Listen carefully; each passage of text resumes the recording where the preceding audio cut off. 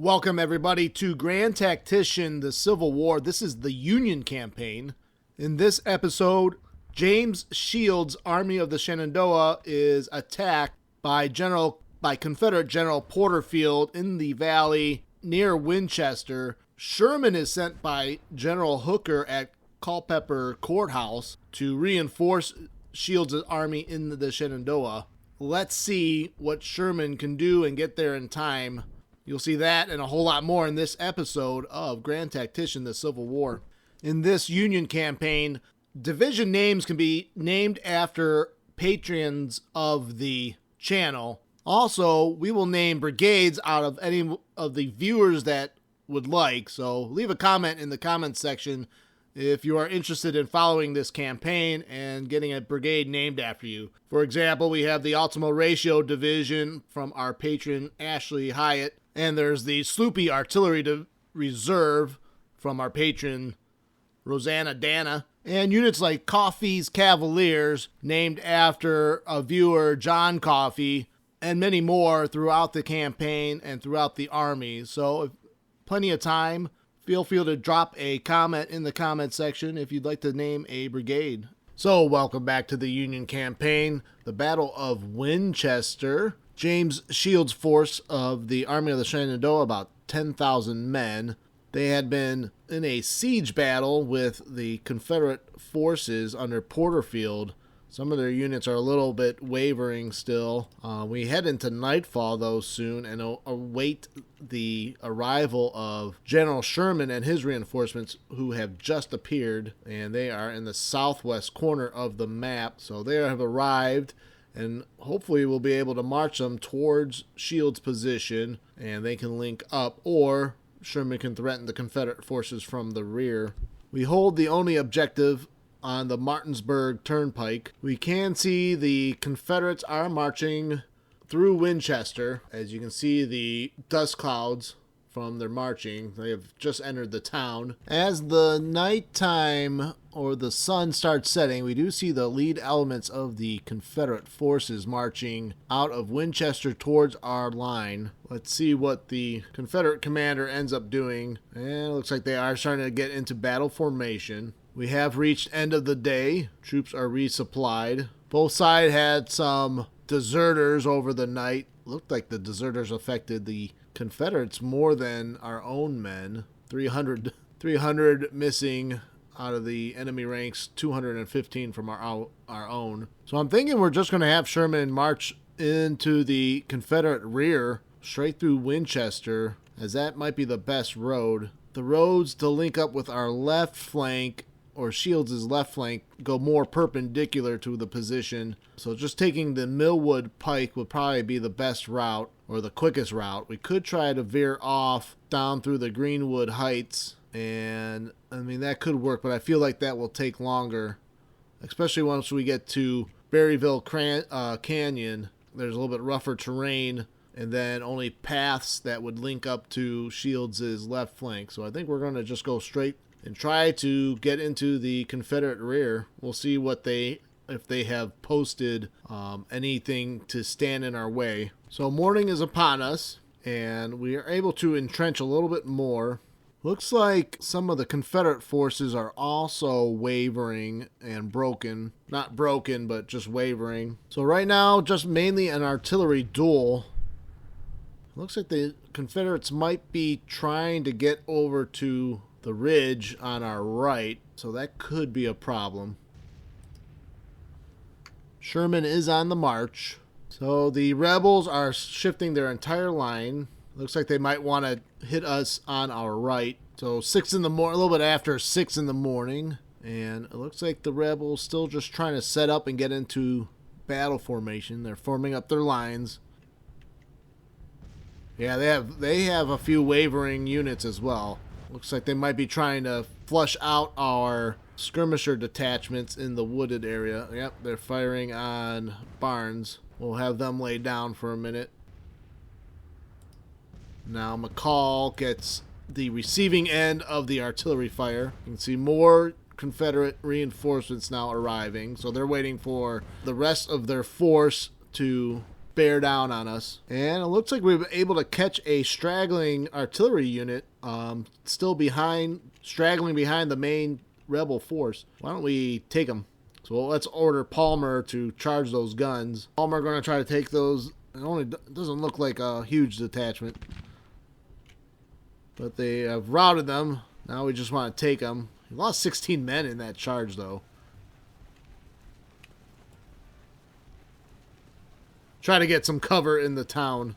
We have Carleton's cavalry. We detached Palmer, but the rest of the cavalry we're going to try to get moving a little bit quicker into the rebel rear as Williams keeps marching down the road into Winchester. The main attack still has yet to commence for the rebels.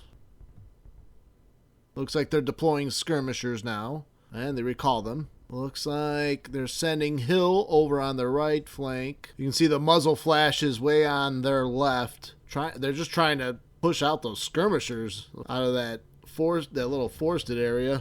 Sherman already at Winchester, almost 7:30 in the morning now. He's making decent time. We haven't even used double time. I want to try to keep his troops as fresh as possible. Some of the cohesion is disrupting, though. You can see Hill's brigade tiring out, though, trying to outflank us. I don't know if they see these two reserve units. Oh, I think I forgot we had feuding in this campaign. Looks like we have a feuding general, August Willich. Oh, they bring up the guns to kind of hammer our left flank there. So it looks like the rebels are trying to get ready to attack as they've brought up artillery now, probably to weaken our left. It looks like the rebel assault is about to commence. It looks like they're going to try to remove the skirmishers from our center and right and attack. We have Grant. Well, that's Grant's. That's actually McCall now. And Williams. We have Joseph Barnes commanding Williams Brigade. Skirmishers get up and start firing, and they are exposing their flank for some reason.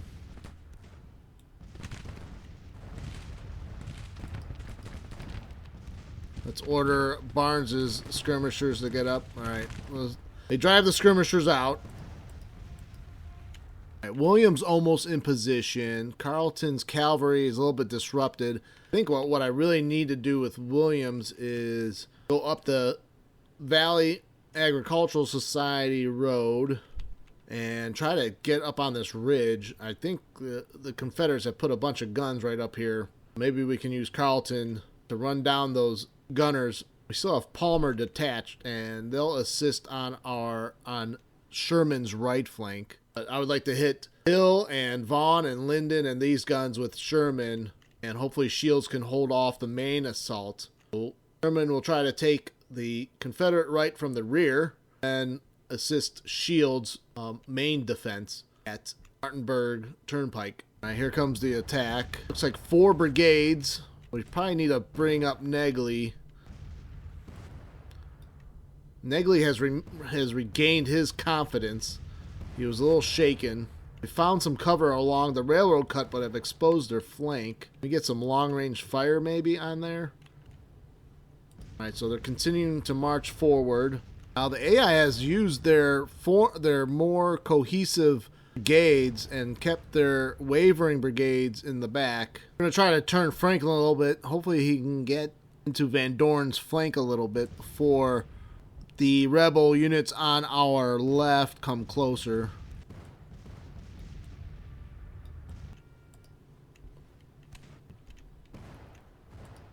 Alright, so they're getting closer to the Barnes. Barnes is taking some artillery fire.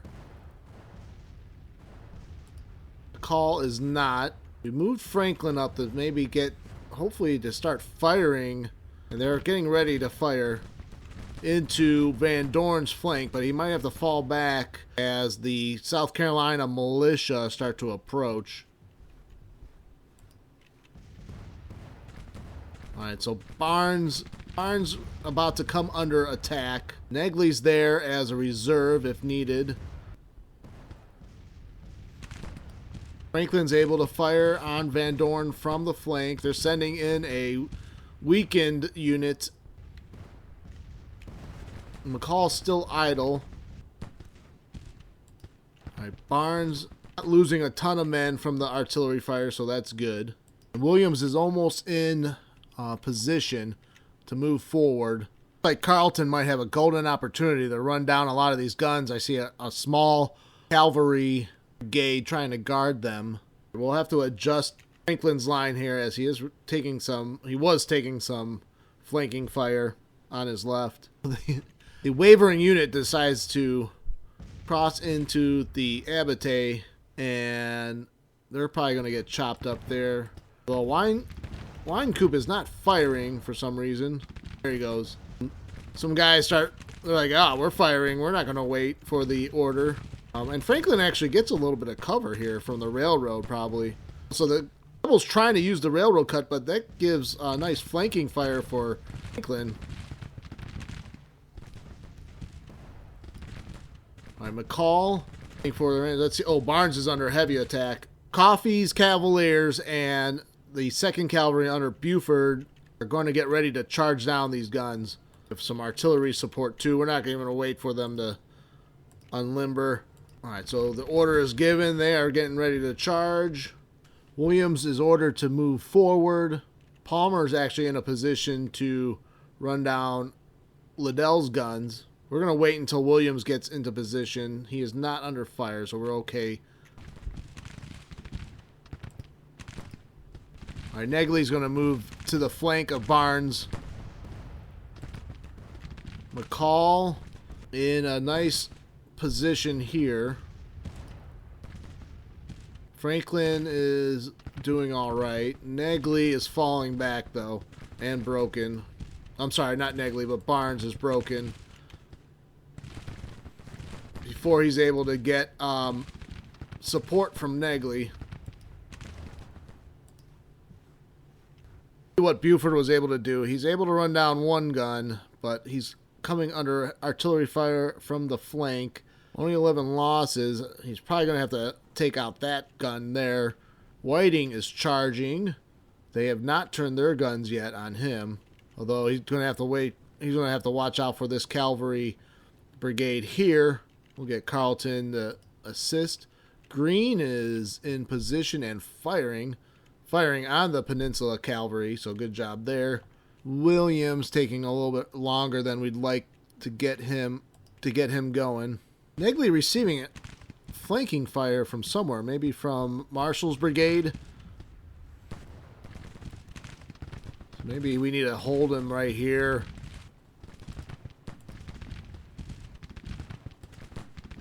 So Coffey's Cavalier are now taking some artillery fire from Ripley's battalion. Let's see if we can't charge them before Whiting is destroyed. Buford has broken these 2 other batteries, and maybe he can come in to assist Whiting. Oliver Green and his artillery adding some support. Let's get Carleton in range of his units. We're going to send Palmer to attack these guns over here on the rebel right. Negley's positioning not too good. He's getting hit from the flank. Morale at 60%.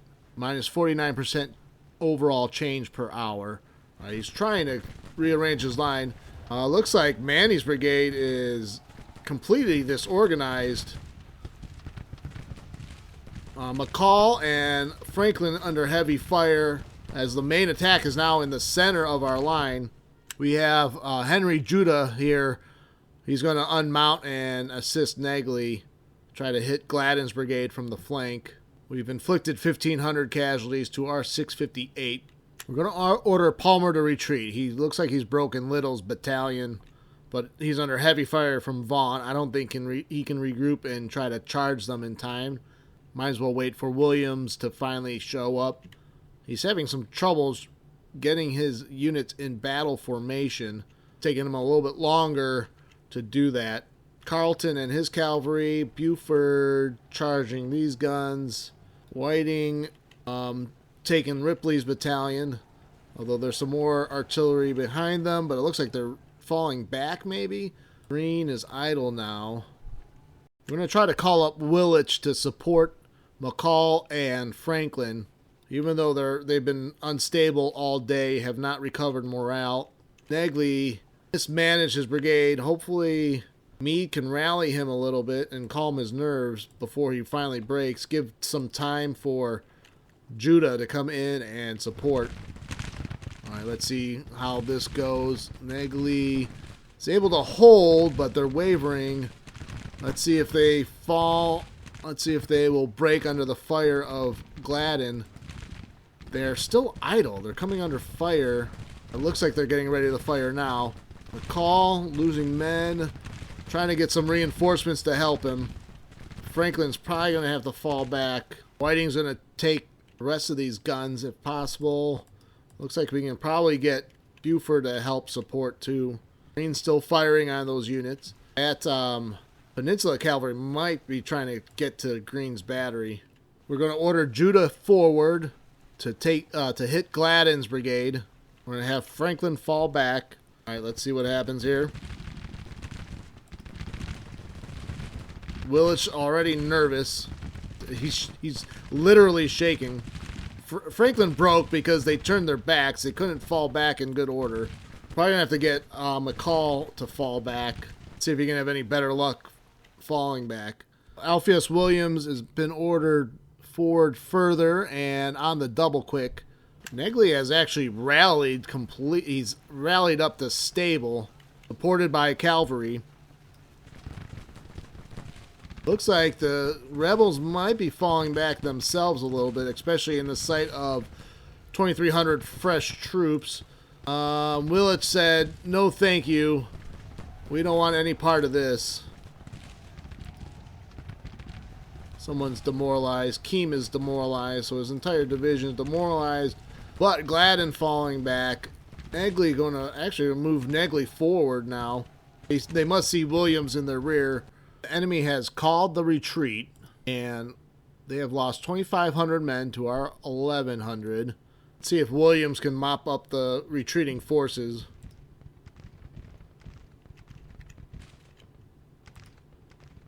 Williams' division trying to get into the action on the retreat and maybe capture some rebel soldiers.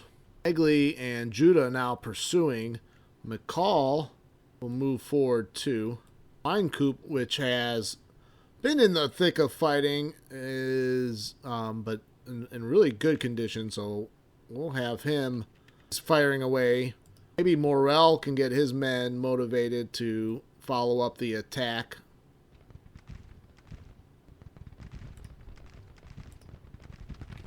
Ford's there to lend a hand.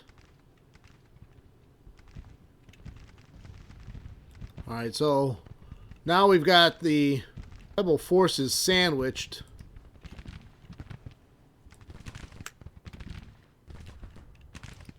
Try to rack up as many casualties as we can here. Roll up their entire force. So Buford is rested again, and we're going to charge at these wavering Confederate forces trying to flee now that we have some infantry support as well now. Whiting is chasing down McCulloch and the Pennsylvania cavalry. He's very tired. You can take a break. Unmount. If they try to attack you, you can use your firepower. All right, let's watch this cavalry charge by Buford. Keyes opens up on some broken units. All right, Buford takes a volley, but then engages. Not able to wipe them out. Actually broken a little bit. Negley's actually going to try to run down some Confederates. Yeah, it looks like Buford ended up breaking, though, in that last charge.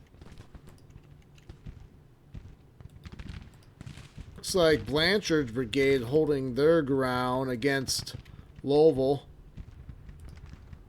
Negley's going to form up for an attack now, too. If we can't get a brigade wipe on the Virginia brigade. Got Manny's brigade is wiped out. Wiped out. Judah's cavalry did good job against Gladden. Gladden's brigade stayed in good formation. They did not break.